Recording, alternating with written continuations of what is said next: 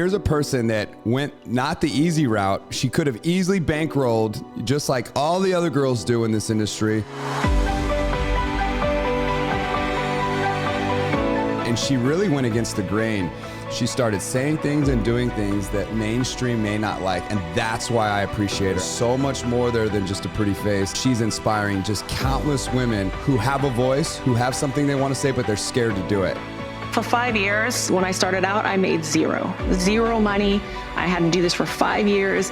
Went to events for free, shoots for free, interviews for free. Never got paid a penny. Nobody is inspired from somebody who is perfect.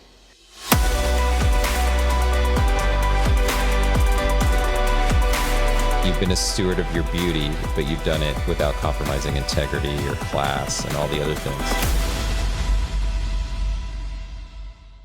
We are here today, with Gia Macool. Gia is someone that I stumbled upon, I don't know, maybe a year ago, probably before that actually, but she's someone that I greatly admire. I love her message, her strength, her power, her conviction. Not only does she stop the scroll, as we were just saying, which is easy to see why, but once you're there, there's so much depth, and she takes you so many unique places, and she speaks truth. So again, beyond her success in business as an entrepreneur, she has so much depth and truth. And I think that is one of the rare qualities in people that more and more as time goes by is lacking. It's clear. And so for me, a lot of the why behind me personally, I think aligns with Gia. And that is the barometer of truth for how we make decisions and how we communicate is something that is getting rare and rare. And we want to really bring this to the surface. So Gia, I think, is going to be someone that I love to share her message with our audience. So Gia, thank you so much for being here today. Yeah, welcome, Gia. Next time, you for having we in person. We got to do it in person this next time. Gia made a valuable definitely. attempt to be in person here in Coeur d'Alene. So we're going to find a very valuable reason to get her here, and we'll do this again soon. But let's max out today for sure. So Gia, with this show, Man on a Mission, a lot of what we do is we like to extract gold out of the darkest places in your life. If success was an easy path, then a lot more people would be there. But I think it's the trying times, it's the darkness, it's the days when you don't know how you're going to make it to tomorrow. When I look back in my journey, those are the times now that I appreciate the most. And I always say that's the stuff that you can't gift, you can't steal, you can't manipulate it, you can't borrow it, you have to earn it. We really like to start there, and we want to end in mission. So however we get there, there's a beautiful conversation that is going to happen here for sure. But can you take us back to a time, Gia, when you were at your lows? I'd like to really start the story there with you, if you don't mind, and really move forward from there. Sure. So I can tell you that nothing was given to me. I came from nothing. I had to work very, very hard. One of my very first jobs, I didn't have a car. I had to walk for 5 miles up, walk 5 miles back. And I did this for years so I could save up. I managed a ladies' gym. So I started to understand, I got into fitness. That was my introduction to fitness. And I had to work and get through it. And I remember that for me, fitness is something I think either people love or they hate. And I'm noticing that mentality with people when I meet it. They either love it or hate it. So there's something deeper than the physical, which I believe is the mental part of it. There's a certain mindset that takes to fitness. It's understanding that within every struggle and every single challenge that you come across, you can either push forward knowing there's something better on the other side, or you can give up and stay where you are. And everybody who is successful, whether in relationships, in business, in social media, whatever you're doing, there's always that point where you have to go, this is getting really hard. I don't know if I can do this.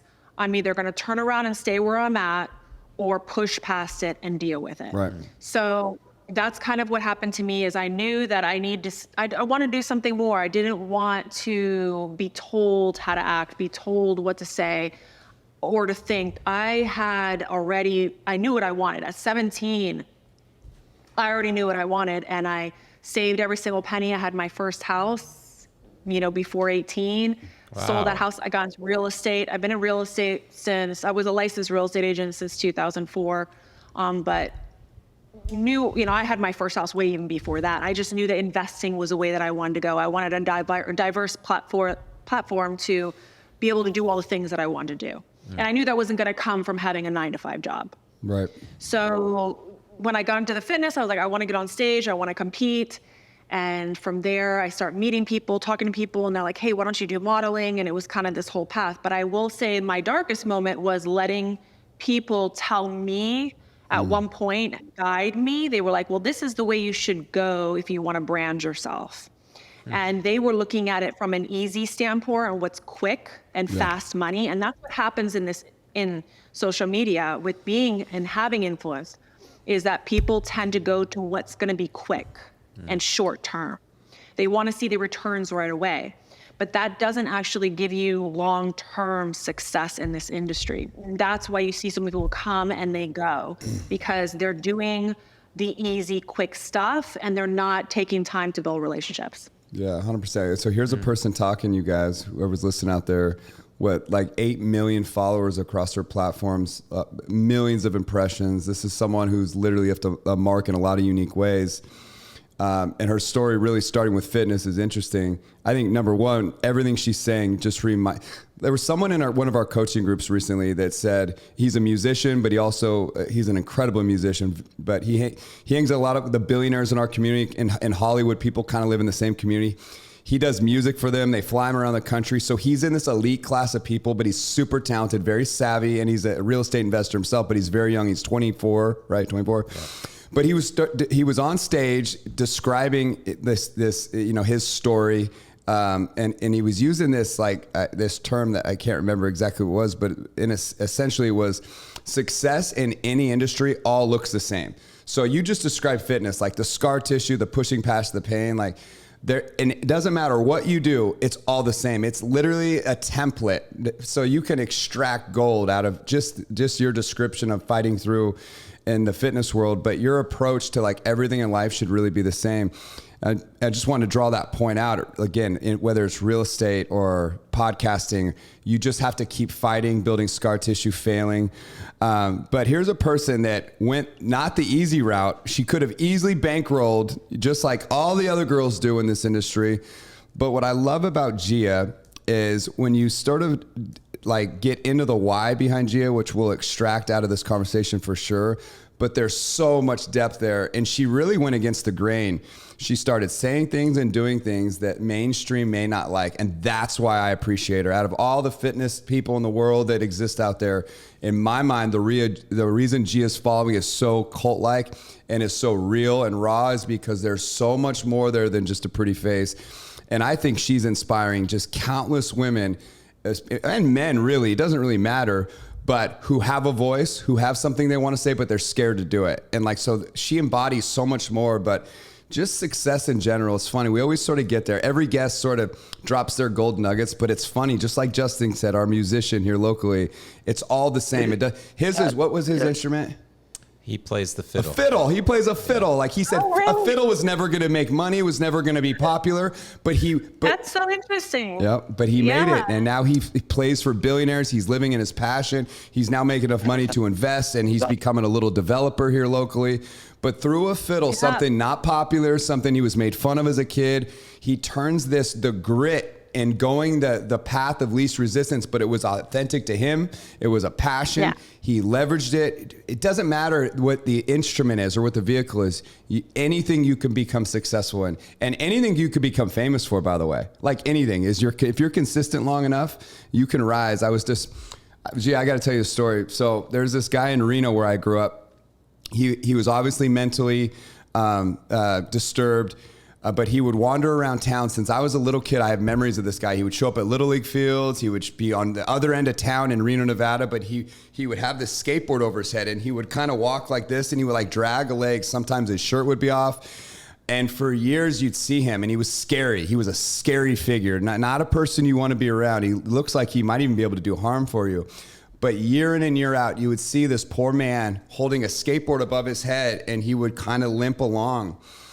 And what's interesting is I remember him my entire life. My earliest memory as a child, I'd see him in different places around town. Now he's obviously homeless. I don't know where he lived at night. I don't know anything about this man's story. One year in the Reno Gazette-Journal, in the newspaper, this man passed away. Thousands of people showed up to his funeral. And it even pulled at my heartstrings because there's a point here beneath the message, but when you're consistent long enough for something, even something as bizarre as holding a skateboard over your head, you know how much pain it would take to walk around all day holding a skateboard over your head? You could become famous for everything, and people can love you for anything as long as your true authentic self. Even something as bizarre as that story, you can rise and you can continue to rise and you can continue to rise. It really doesn't matter the vehicle, the principles of respect and admiration and impact. They're all really the same. But so many people will never be authentic. It comes down to intensity and frequency, like whatever you're doing, right? Because like we weren't meant to just watch the time click every day and go by, right? It's in the small moments and then the intensity and the frequency in those moments that make for somebody who's great or that just lives. Yeah, I've never heard that. Intensity and frequency makes sense. I like that you brought intensity to it. Yeah, and because if you're going to do something, don't do it just half-assed. Yeah. Do it all of your ability or get out, right? Yeah, and play and take the long road. You're saying don't aim for the quick or the short term. Right. Well, so here's I want to talk about that because I think there's a good point here. So there are things you can do in the short term, and usually the short term has to do with wants, right? And then the things that are long term is needs. So this goes for marriage, relationships, business, social media branding. If you know what your wants are and you know what your needs are, then make sure that your wants are not taking away from your needs. So if you find, let's give an example, if you find somebody that you're really interested in and they seem like this Mr. Perfect or Mrs. Right, is that because she has everything that you want?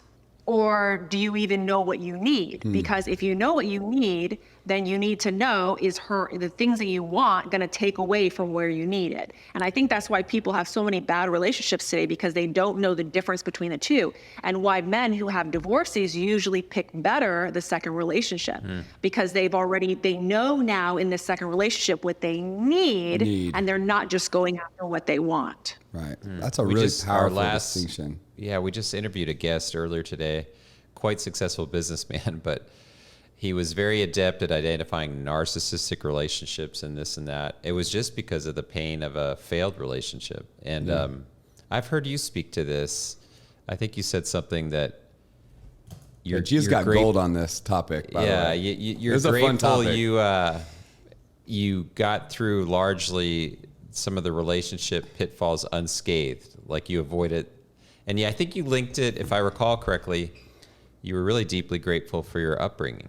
Like it gave you kind of a third eye of discernment, so to speak. Everything starts with upbringing. Yeah, I was everybody that you need. Speak on that. It really struck my ear when I heard you say that elsewhere. So ask away. I'm here. Oh yeah. So go for it. Well, what on relationships? I can't remember the story. All that in preparing for this interview, I remember you highlighting, like, you know what, I owe what I learned in that either painful relationship or avoiding a pitfall to your upbringing. I don't remember the details other than that. So my father, it has a huge impact on me, and I talk about this a lot on my Twitter regarding how impactful men are in today's society and how important being a father is in today's society. I think really people underestimate that they shape our generations coming. You know, if father is there for his daughter, it makes for a good woman, you know, and vice versa. He's there for his son and makes for a good man. We're missing we have a lot of weak people right now, and weak men and weak leaders, because we have a lot of single parents raising children, and they're usually busy working. And so the kids are kind of being raised up on their own, maybe from a grandmother or from a friend, but there's no real, anchor. What's the word for it? There's no, they're not being able to be vulnerable with somebody and open up And so that Sure. goes perfect into our social media days, because now you see all of our youth on social media, and it's just an extension of not having to be vulnerable. They can hide behind a keyboard. They can say what they want. They can ghost people as they feel. There's no real emotion or Consequences. they're not just Empathy. Yeah, they're exactly. Yeah, there's no attunement to a real human being. It's like, Me and my wife were Right. just talking about how many, taught integrity, really. there's so many people with daddy issues. Like, that's a real thing. Like, daddy issues are everywhere, and they're the seed of a lot of bad behavior, a lot of like weird instincts. And I think, like, my wife was really kind of keying in on this, but you know, a lot of the problems that are in society, especially with women, are linked from women searching for what was missing in their spouses and their fathers. And that is not how you want to develop a relationship with your husband or with a significant other. You know, like, this is a major problem in America.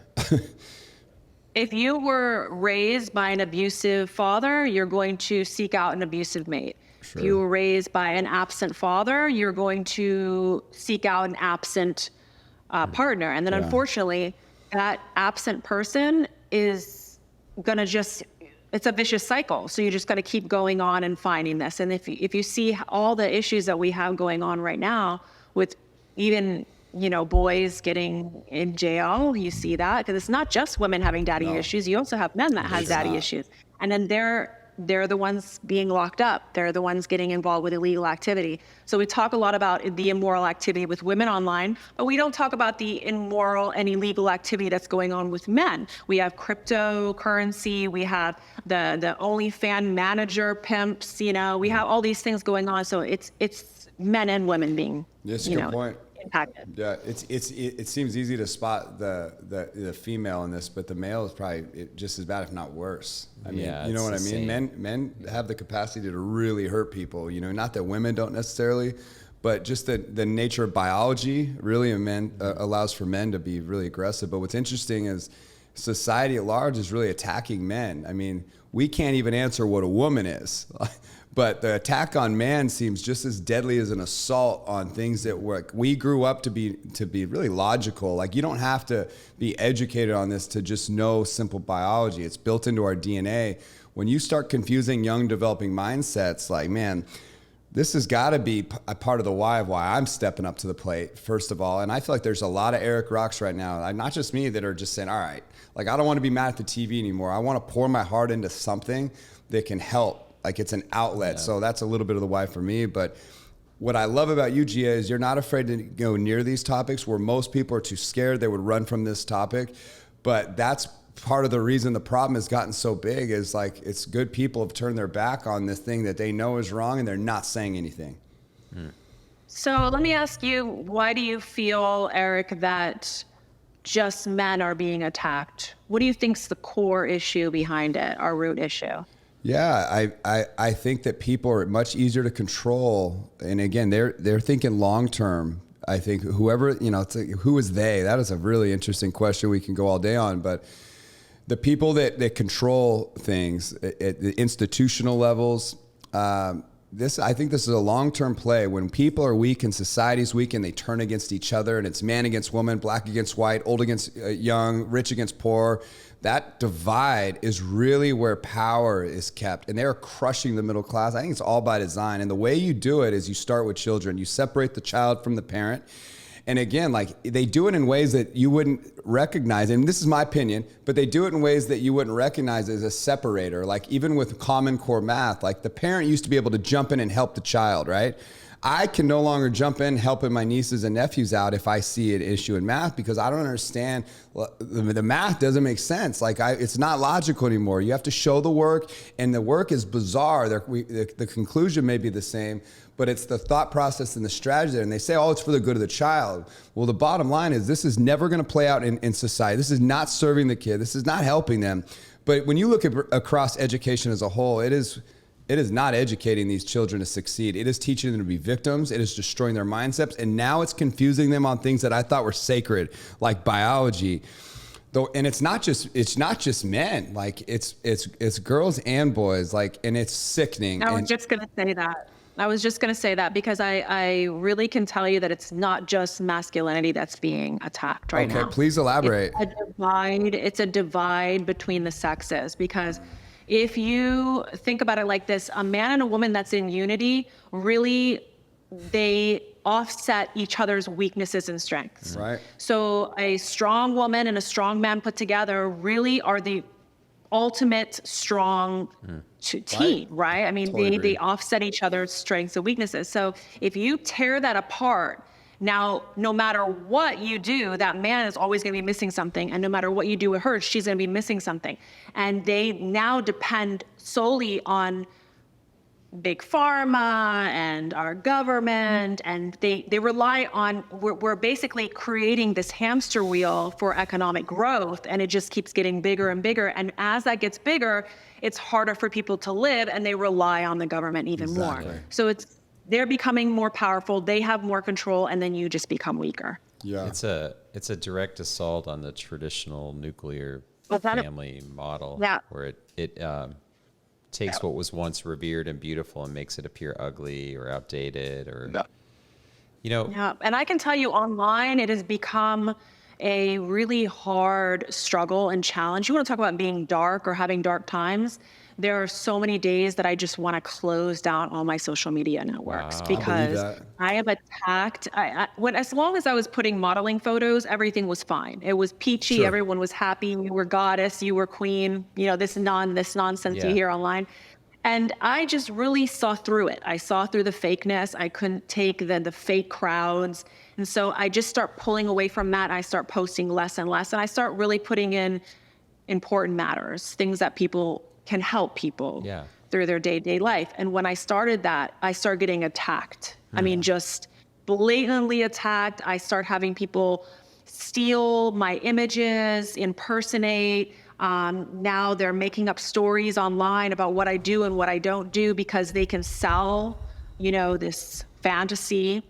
And it's really hard. I fight sometimes, I'm constantly in battles dealing with my attorneys and throwing money out the window, trying to fight these things. And it really makes you think, like, you have to be careful what you wish for. Yeah. Be careful what you wish for, because sometimes you want to make an impact and you want to reach the masses, but the matrix has a mind of its own and it will fight back. Yeah. Wow. Well, I got to be honest. This is one of the reasons that I love you so much and I feel so connected to you, is because I knew instinctually the battles that you're facing once you, rise to the occasion and you start making truth sort of the barometer for how you communicate to the world. Once you start going against the grain now, it seemed like this happened quick. It seemed like it kind of compounded so fast. Because it wasn't that long ago when debate was welcomed in school. When I was a kid, like, debate was a big deal. Now it's like, well, you can't debate if you have a different opinion. Like, we need you to debate within the realms of of one sort of ideology.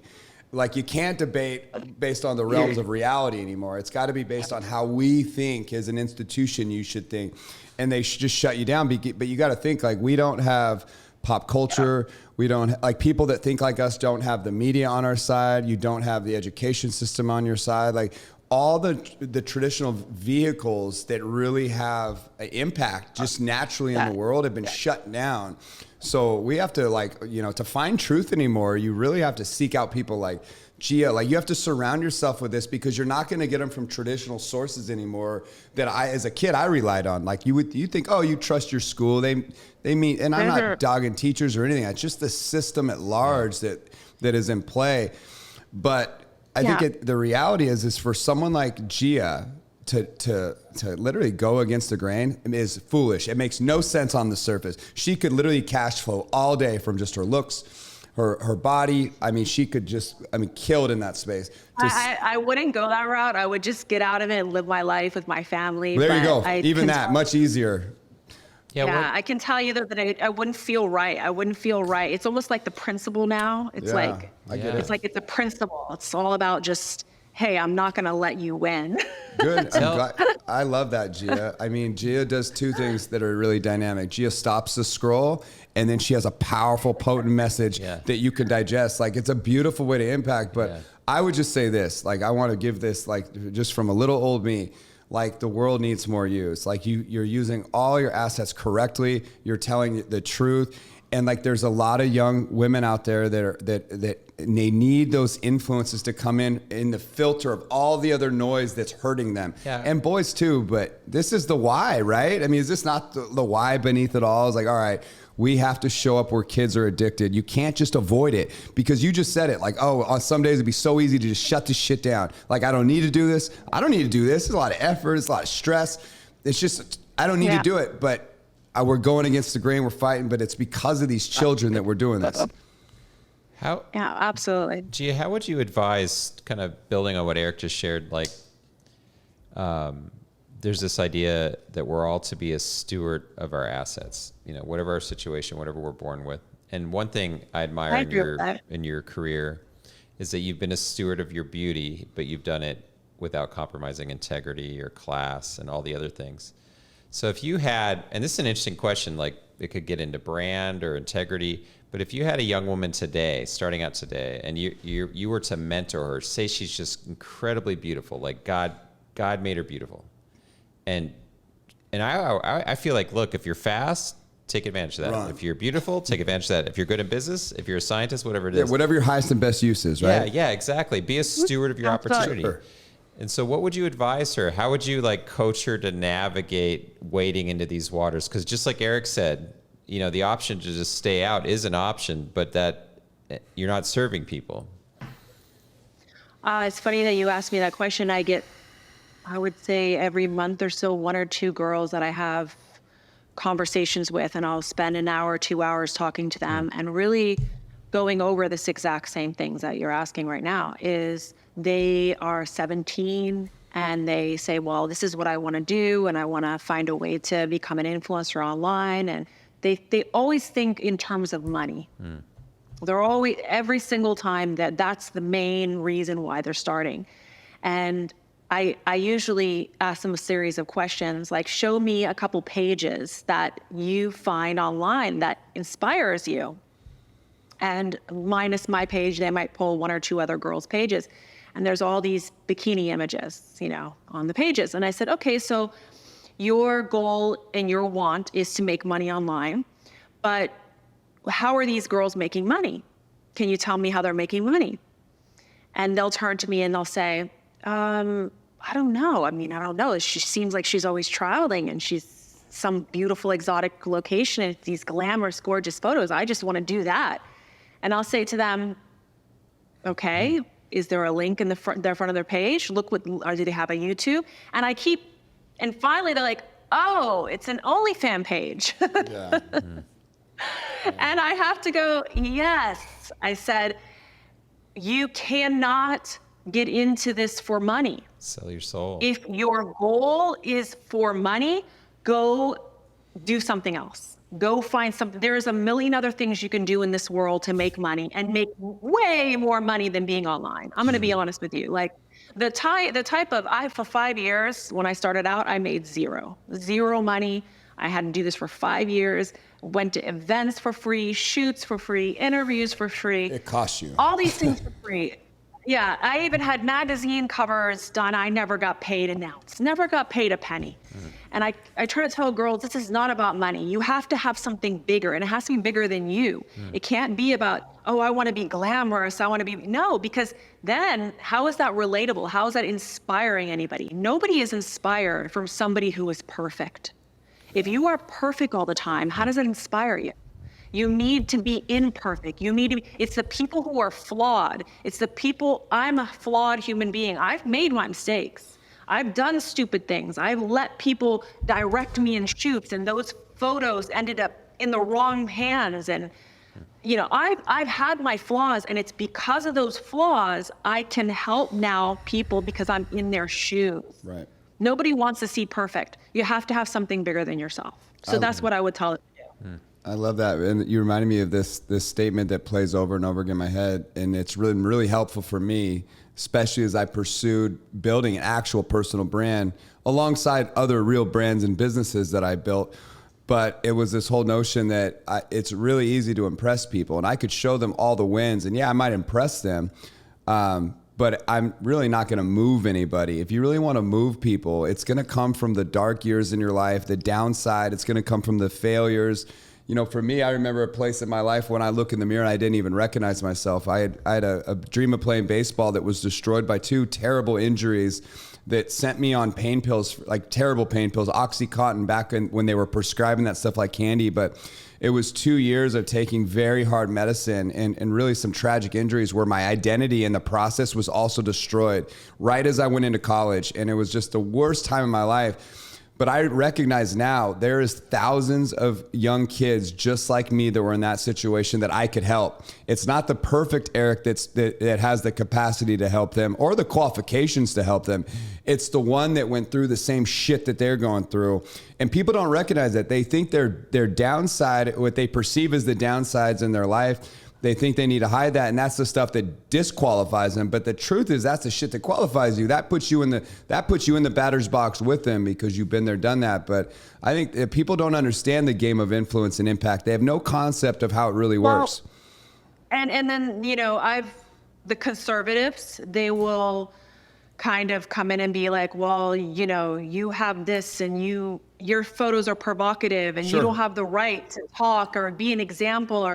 And I try to tell them that, you know, nobody likes boring people. And one of the reasons why the liberals are so desirable amongst our youths is because it seems glamorous. It seems fun. Everything goes, right? Yep. So if we are always going to act like we're holier than thou and, you know, we're going to sit there and judge everybody off of every mistake they did, how is that going to, you know, make it desirable to our youth? Our youth want to have fun. They're not thinking about, look at this, the example of the girls I was trying to coach. They're not thinking about long term. Yes. They're just thinking, I want to travel. I want to be beautiful. I want to wear bikinis on the beach. So now you have to show them, okay, if you want to do pictures like that, understand, you can do them.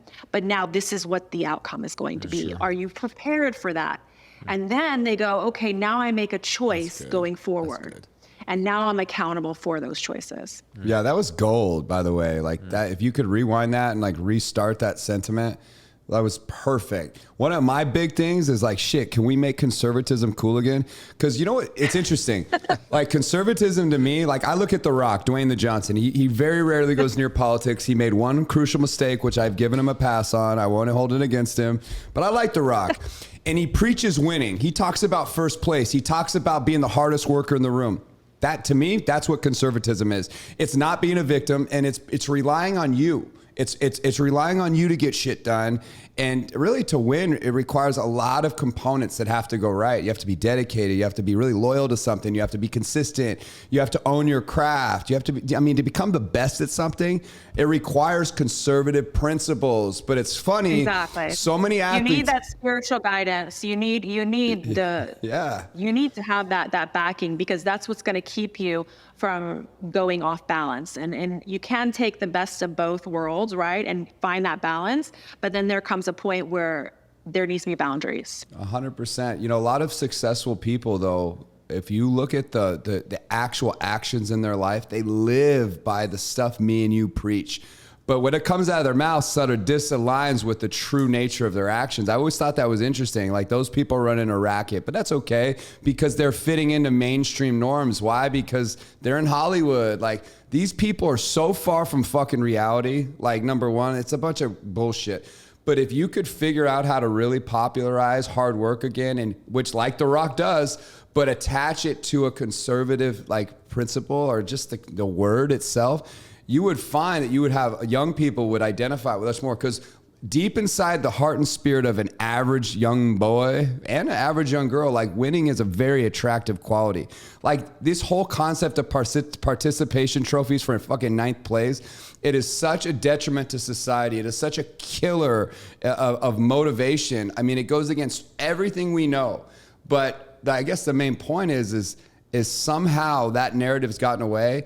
And it's going to take people like you, Gia, that are like young people all across America have a chance to like really to cement themselves in something that I think will actually create momentum around them. But people are so scared to go against the sheep. All the whole like mentality of all, like I disagree. Like I want to be the one guy that's not doing what every other asshole is doing. Do you know what I mean? Let me ask you this. Why is winning to you such an attractive quality? Well, I mean, I have a lot of testosterone just naturally in my body, and I think there's a biology in winning. Like when you think about in the caveman days and you go back to the barbarians, like I think it's more animalistic and it's in our DNA to want to win. And when you strip that out of the human experience, you strip away a type of fulfillment that most people will never understand who have never won in life. And again, there's like winning is what keeps the world go round. It does. And now there's downsides to it all. Greed can get in the way, all that. I love the concept of staying grounded through winning. Blissfully dissatisfied is a phrase that Ed Milet uses a lot. I love that. And I love being connected to pain and real pain in the marketplace, where there's sex trafficking, where innocence is being assaulted. Like these poor babies are being assaulted all over the fucking world. And slavery is more prevalent now than it was 100 years ago. That's crazy, right? And that is a fact. And I've been very close to the people at the top that are fighting the biggest evils in the world. I have dear friends at Tim Ballard at the very top of Operation Underground Railroad. You just in that one organization alone, and there's many like it. You can, if you start getting involved and have a cause that's bigger than you can get very close to these poor babies that are being assaulted. It takes alpha fucking humans that step up to the plate to go fight this shit. These are not little crybabies victims that go save children. It's people that go into dark, dangerous situations. This is shit that should be popularized. There's a word though that I'm looking for when I asked you that question. There's one word that equals why winning is so attractive. Give it to me. Do you know what that is? I don't know. Integrity. Yeah. Integrity. Integrity. It's a beautiful word. Integrity, because it's walking the walk, not just talking. Yeah. Integrity takes commitment. And we have all these people who don't want to get married, don't want to buy a house, don't want to, anything that keeps them committed, they want to walk away from. Because they think, well, why should I? Why should I be stuck to the hamster wheel? They're forgetting that that is what makes somebody so attractive, when they can commit and dedicate to something and take it long term. And their word, right? Yeah, I like because that. Everybody's going to have challenges. Everybody's going to, deal with, if you want to blame the government, if you want to blame your job, always blame this, blame that person. No, stop with the blame game. Deal with the challenges, stick to your word, and you are going to be attractive. I tell guys all the time that tell me, well, I don't feel noticed. I'm never noticed. There's one thing you can do right away that takes zero money and 3 months to become attractive. You know what that is? What? The gym. Yeah. Get your ass to the gym. Yep. Get in shape. Yeah. I literally, so I take it a step further, Gia. For me, the gym saved my life. It was the one thing I have replaced one chemical with the chemical of endorphins. And it was literally, it was a lifesaver for me. And I'll go a step further too. I've connected almost every single win in my life to the endorphins that sparked the idea, followed up by the confidence that the endorphins sparked, and those daily hits that I get, they would create an action in the marketplace. So I would directly link endorphins to making money. Now, a lot of people can make money and pass by that, but they don't have this as a standard in their life or a discipline in their life where they've connected the dots. And a lot of people that have this in life don't connect it to the marketplace. It's all about body.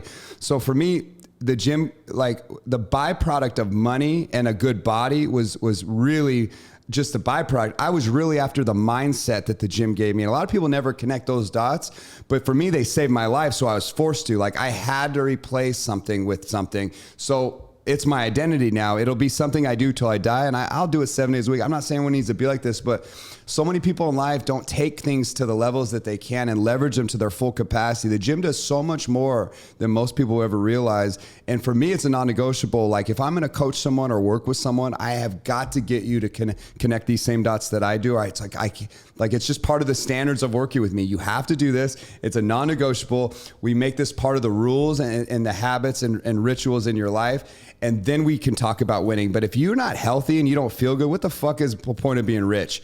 Like, who cares if you made money? If you're going to get to the end and you feel like shit and you're a shitty husband and you're a shitty wife or whatever the case is, you're a terrible father, you're never present.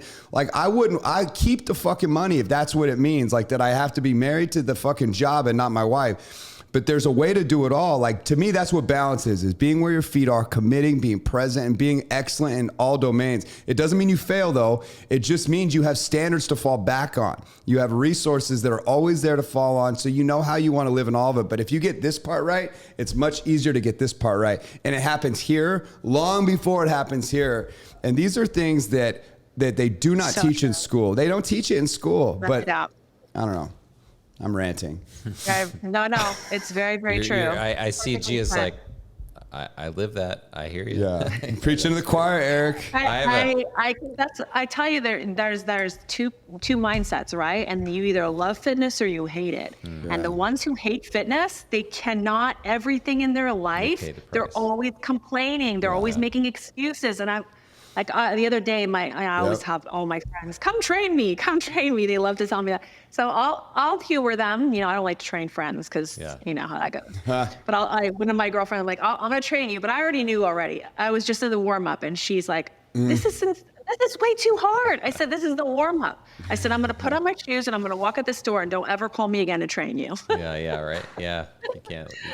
I already knew ahead of time because of the mindset. Yeah. If the mindset's there, it's not there, they're not going to do it. What are you, it seems that, so you're doing relationship coaching, right, Gia? Yes, I do. Yeah. Yes. What are you observing? And my guess is you're attracting a certain age demographic, and I'd be intrigued because you just didn't bring that out of thin air. You're like, if you're coaching a young man, you're like, dude, get your physical house in order. Everything else will get sorted out. But like, what are some trends you're noticing in today's America as you coach people about relationships? Everybody doesn't want to leave their house anymore. If they're not at work, they want to be home and they want to use social media as a means to meet people, which is fine. You can do that, but you have to be very strategic and you have to know how to filter. So if you don't know how to filter bad people out, you are going to get deceived, you're going to get scammed. And then what that does is that creates hurt. Hurt turns to anger. Anger turns to bitterness, and bitterness hardens the heart. Yeah. And when you harden the heart, everything changes. Everything. The way you respond to people, the way you make commitments and decisions, you change the way you communicate, the way you love, the way you won't even be loyal anymore to people, because why for? You've already hardened the heart. And the only way to get rid of that hard heart is to be kind, to be compassionate, and to forgive. And to forgive is so hard. It's so hard when you've been hurt. So I always tell people, try to get offline, shut off online, go out and meet people in person. That face-to-face, you can't fake it face-to-face. I feel like, I just want to add to this. In today's world, we're yearning and craving for that. Like Eric and I co-facilitate a local in-person entrepreneurship group. And these are dynamic, interesting people. And to a person, they're all like, the opportunity to actually get in a physical room versus a remote opportunity with entrepreneurs across the country, it's very meaningful to them. We're lacking that. It's just... Yeah. We need more. But the only way that's going to happen is if we have independently run establishments that are doing this to really help people, because otherwise it's going to turn into a scam again, because it's going to be everybody's going to be after money. Yeah, that's true. Read. You were talking about forgiveness. We just had a guest earlier. She's amazing. But she was saying forgiveness is for you. And I really like that approach. So many people don't forgive, and they're thinking about the other person, but they don't realize that forgiveness really heals you. It heals your own inner soul. And it's amazing what comes up from it. But I just thought that was another thing that we should put in the marketplace, because it's fucking valuable. Like, listen, like if you're grappling forgiving your mother or your father, like if you don't want to really do it for them, then do it for your own soul. It's so hard to go spread your wings and fully fly if you're holding on to hate, if you're holding on to trauma, if you're holding on to all this pain. There's just so much personal work that like people like us do, Gia. We're so mindful about like becoming the best at something and always striving to be the best version of ourselves. Like I want to get to God so exhausted and have left so many marks. Like I struggle with this. Like that's actually a struggle I have is, am I doing enough? Did I matter enough today? Did I help anyone today? Did I serve? And again, like, it's not money minded. Like, that's just the byproduct of being valuable as a human. Like, and a lot of people don't get this, but we're always trying to make sure that we're leaving it all on the table when we're giving. But at the end of the day, people hold on to so much hate and they hang on to so much bad baggage that just does not serve them. I wonder how you would coach someone that is filled with hate, like that it hangs on to all these burdens that are only destroying their own mindset, but they can't see it. Usually I stem back to the upbringing. So I always go back to whatever traumas they've had prior. And if I can really get to their childhood, how they were raised, their breakup, their divorce, I can take them out of that slowly, but you have to give them actionable recommendations. You have to give them an everyday habit forming list that they're consistent with. And that's where most of them can't come out of it. Because the consistency that is needed is similar to going to the gym every day and eating the right nutrition every day. You have to be consistent and you have to be on top of it. And it's a lifestyle change. And if you're not willing to change your lifestyle, you'll never get over that. It'll just keep going to the next relationship. One thing I wrote down to talk to you about, which has been like big for me, trying to understand why this was so hard, but I thought was necessary to like keep fulfilling that next version of myself, was this whole concept of stepping into the light. Again, like, it didn't really matter. When I think about it, I'm always thinking, how do you achieve the most out of your talents and be, like Matt said, a steward for what you possess or the talents that are inside you. But I always thought impact's got to be, if every person out there, it doesn't matter who you are, if you close your eyes and you imagine the best version of yourself, like the ultimate version of who you could become, if you literally close your eyes and say, like, everything I could ever think of, imagine of being, like, I guarantee that you are literally impacting millions of people. And when you think about whether it's athletes, Michael Jordans of the world, or the best business person in the world, it doesn't matter. Like there's a lot of people that you're serving, and that must require you to step into the light, like in front of the camera, in the batter's box, in the arena. You don't want to be a critic on the sideline. And if you're living your highest and best use, you are definitely not a critic on the sideline. Like all the people throwing mud at you, you are in the arena. And I love people that are in the arena. Even if I agree with them or don't, if they're in the arena, they already have some level of respect because they're doing the dance, they're in the fight. But so if you challenge people to really step in the light, there's so many insecurities that will come up in a person. They are so afraid of what people think. And so that keeps them small forever. I've battled with this myself, and I got some advice that was life-changing for me. But I'm curious, for all the viewers listening out there, that they see what you do, they may want to do it, and they can't do it. Like, you know what I mean? So what does it look like to challenge someone to like own those fears about what the barbarians think, which is, you know, like, you're not going to stone you to death is always my advice. But how do you challenge someone to fully step in the light and take the leap of faith that, like, you're going to be okay? Like, this is what it actually looks like. You have to take them out of the perspective that they're being their highest, best self. And I'll say, and I know that sounds kind of like, what? When you come at them, you can't say, do you want to be in your highest and best self? Because to most people, that's like, unobtainable. I don't know. I want to be rich and I want to drive a nice car. And that's what they're seeing. Okay. You have to go much deeper. You have to find out what the expectations of everybody they've ever surrounded themselves with their entire life. You have to get them to break those expectations and start living for them. And when I say that is, you see every single generation that you look at, right? Your parents, your grandparents, you see this very similar pattern that each time they have kids, those kids have more kids, and that legacy is passed down to the next, right? And you wonder why all the habits, all the struggles, all the challenges from every generation just keeps traveling down to the next family. It's because nobody breaks those chains. No one is able to say, I'm not going to listen to my mom and dad. I'm not going to listen to Joe Smo down the street. I'm going to not do what they expect of me. I'm going to do what I expect for myself in the future. And that is the change here. That is really what the highest and best self is, because when you can actually break the chains of your family and your expectations for your family, then you are, in a way, living your highest and best self, because it's what you want. It comes down to what you want.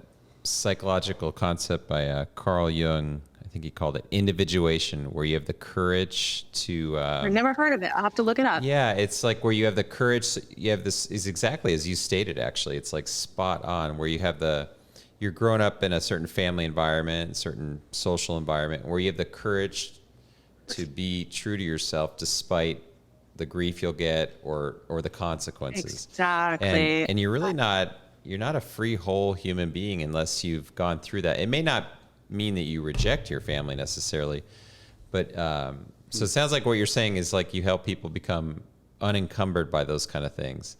Exactly, because I talk to people and they tell me, I said, well, what is stopping you from getting married? What is stopping you from getting this job that you want? And they were like, well, you know, I have to prove to my family and I have to prove to my mom and I have to prove to my dad. So I can't go this route, or I have to prove to my husband. It's always somebody else. They're people pleasing.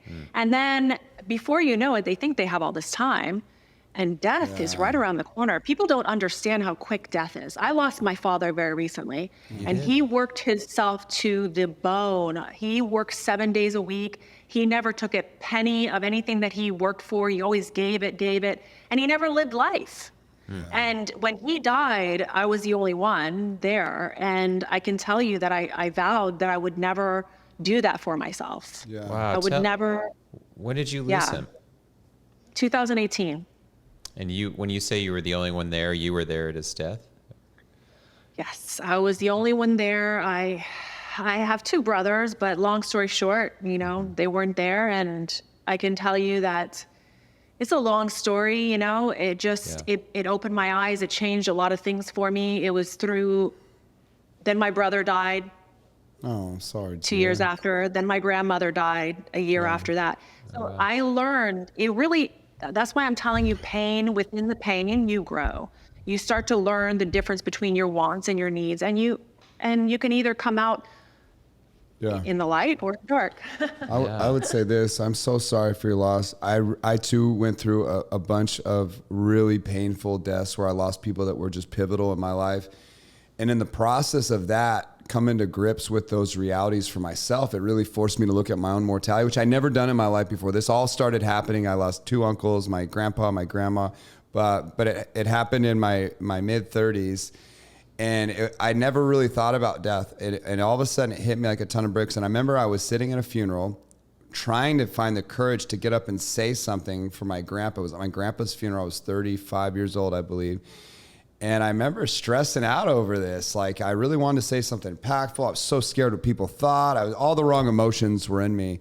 But that was where this whole process first started for me at death. And then few years into that, when I lost my uncle, it was my uncle that I lost, I really became very clear on like just time and the stress that was around. Sort of, for me, it was the stress of impact within the time that I might have left. And I never thought this way before.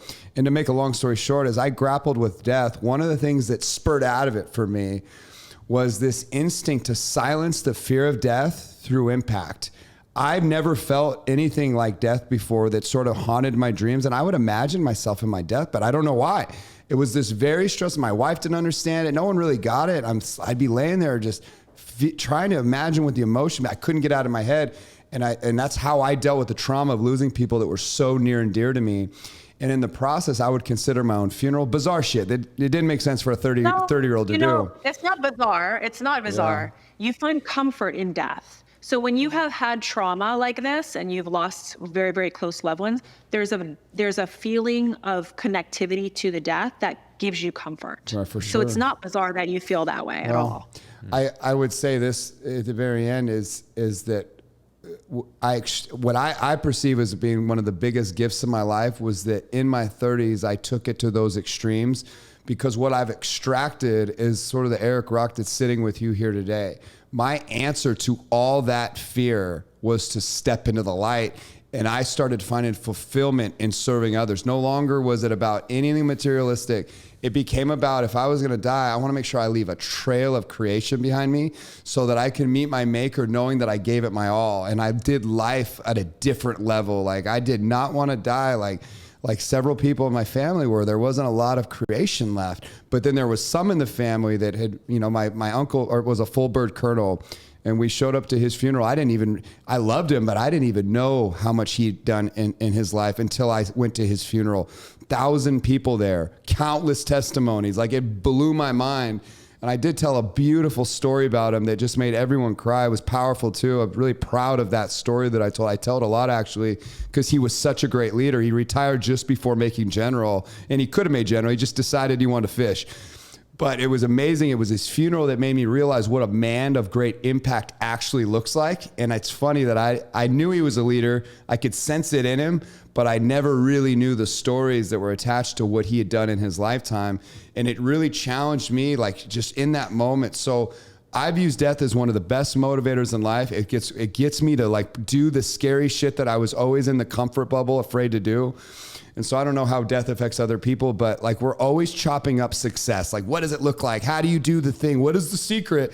But it's in so many little things, and how you can leverage any bad situation and try to find the gold, the lesson, so that you do the thing you're scared of. And so I'll end with a question on all this talk to you is, what do you think's holding most people back? Like, what is the thing that is really holding people back from pursuing or going after the thing that could, like, create real momentum in their life?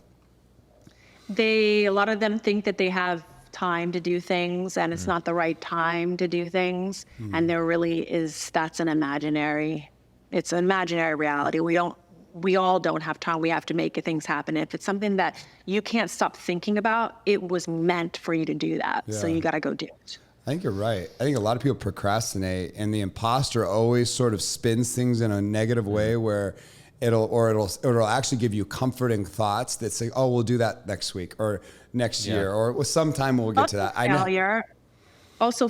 Yeah. So their fear, if they fail at something, that means that they're not going to be good at it. And that actually is where another false reality comes in, because you're going to have to fail, not just once, not just twice. You're going to have to keep failing at it to get good at it. I mean, you can look at anybody who's been great at any of their skills. They failed multiple times before they became great. It's a really good point. You know, speaking, I know we're coming up on a tighter stop here. I want to get this question in, especially in lieu of the name of the show being mission driven, women on a mission. You know, you've got 20 years, really. You had 9 years on TV, 4 books, modeling, years and years coaching people, bodybuilding, a really diverse background, and you're young. So looking ahead, Gia, how would you articulate your personal mission now? Like, what is most dear to you now as you're moving forward with your work and your services with people? Keeping my word, integrity, loyal, commitment. Every day I want to be excited to wake up. I want to look forward to life. Life is exciting. There's so many things. It doesn't matter how old you get. There's always something to learn. So one of my pet peeves, since I started my first job at 10 years old. I've always been working. I'm a worker bee. But I can tell you, one of my pet peeves was I was going to learn something new every single day. And that has stayed with me for years. So every day I got to learn something new, whether it's watching a YouTube, reading a new book, learning a new skill. As soon as I feel like I've learned everything there is to know about that subject, it's time to move on to something else. It's time to learn something else. And that has really kept me going. And I don't think I'll be retired still doing things. That's fantastic. I don't think I can think. I don't think I keeping your word, that's powerful. Like, life's an adventure, learning, but also keeping your word. Integrity has come up over and over again with you, and it's really it does. It's moving to see someone value it so much in the space you inhabit in terms of helping people brand, coaching. Yeah. And I want to say that I want everyone to understand, in the end, no one has power over you except for you. Yeah. No one. So I don't care what's going on in your life, who you're surrounded with. You have to give them power for them to have power. That's true. So you can't allow anyone to have power over you. You have to have in your actions and your daily thoughts, you have to take control of that. You're free as a bird. You really are. Yeah. Gia, you're such a special guest. There's one thing that's like common in all these cool interviews we do with all these amazing people. Like, you just kind of halfway rambled off Gia's stats. Like, go look her up. She's a Titan. You have no idea like how cool these people are. But All of them are living inside their passions. At some point, you realize that the people that get on podcasts all the time, that have a large audience, there's a reason why. It's not on accident. Like there's a reason. And the primary, like, singular thing that connects them in my mind is that they are all living inside their passions, and they're like really performing like this game of life. It's so beautiful. And so many people get stuck in a life that they never wanted, and they just feel stuck. This should inspire you. Like it should. Like, get out, like, go do the scary thing. Like, get into action and really have principles that align with things like Gia's talking about. Keep your word, integrity, like all these. There's so many different places we've gone, It seems like a very simple statement to tell somebody, just stop what you're doing. If you want to do something else, just stop. That seems very like cliche. It does. But I hear this a lot. Oh yeah, it's easy for you to say. And I'm like, no, you don't understand. If you really want to not work at that corporate job, you quit that corporate job. You sell whatever you can, and you live very simple, so that until you find something better, you're going to have to make sacrifices with every change. Bing, bing, bing, bing, So bing. believing that you're not going to have to make sacrifices and you can continue having the comforts and waking up at whatever time you want and having your cup of coffee isn't going to continue. You're going to have to make sacrifices to make those changes. And I tell everybody, you can do it. You can do it. I tell girls, you can do it, but just be prepared that you're not going to make money for the first 5 years, and you're going to have to be doing a lot. Right? Yeah. And they're like, okay, now I need to really rethink what I want to do. Yeah, it's okay to step away, right? If you don't want to make those sacrifices to get there, it's okay to say, you know what? I don't want to do it anymore. But just admit that. Be willing to pay that price and be clear about it. Yeah, that's the entrepreneur's journey, the rags to riches story. Like, and it resonates in everybody's life who's ever achieved anything worthwhile. It resonated in my own life. I lived on a blow-up mattress for an entire year when we started our business with my wife, who I just got married to, and I had to sell her a vision that I didn't even know if it was true or not. Like, I might have been lying myself, and like I did everything it took to get enough to courage to say yes. We sold our car, we banked that money, and we started our business from like literally thin air. We moved to a different state. We burnt all the bridges, but you start becoming very resourceful. It forces you into this uncomfortable position. Every customer that would walk in the door became gold for me. And I would leverage all those relationships, and I would die for my customers. Like, that's how important they become. But you don't know that until you burn the bridge, until you sacrifice, as Gia just described. But you're right. You can't have your cake and eat it too. If you want to be successful, you are going to have to make hard decisions, and you're going to have to live way below your means so that you can let your dream grow and flourish. But you can't be like having all this leveraged fancy car. You know, you see a lot of people try to do, like she just kind of described it. And I think it's that common. You want to be comfortable, but you also want to be successful. Unfortunately, those things do not go hand in hand at first. It takes time. She said 5 years. I always say it takes 10 years for any real seeable results to come through, but it doesn't matter. The point is this is a long-term play, and it must become your identity. Like, there's no overnight anything, no 7-minute abs. That's all bullshit. It is like the lottery. It is such a lie. It doesn't exist. I love you, Gia. Thank you, Gia. Love you too. Thank you, Eric. Thank you, Matt. It was nice finally meeting you. Yeah, likewise. I hope we get a chance to link up in person and do some more. Yeah, if we can get you in person, it'd be an awesome interview. We go. Coeur d'Alene's a beautiful place. We'll be. It's your type of people. I get to live through your videos, Eric. I get to see the scenery in the morning with my cup of coffee. That's my scenery. Yeah, grab your husband and come up. Yeah, bring him up here. Your husband will love it. It's his people for sure. So we didn't even talk about your husband. Maybe next time we'll save that, because he's got to be a stud. I know he is. But with Gia, we want to send people your way. Where can people go into your world, connect with you? Where should we send them? Super easy to find. Instagram, Twitter, all Gia Macool. So you can find me now. Just make sure that you tap on the verified blue check mark, because there's some impersonators. Yeah. Gia Macool. Gia, thank you so much. You are a rock star. You are an inspiration. Thank you, guys. All right. I really appreciate you bringing me on. Have a wonderful night. Yeah. See you soon, Gia. Appreciate it. Bye. I'm a man on a mission.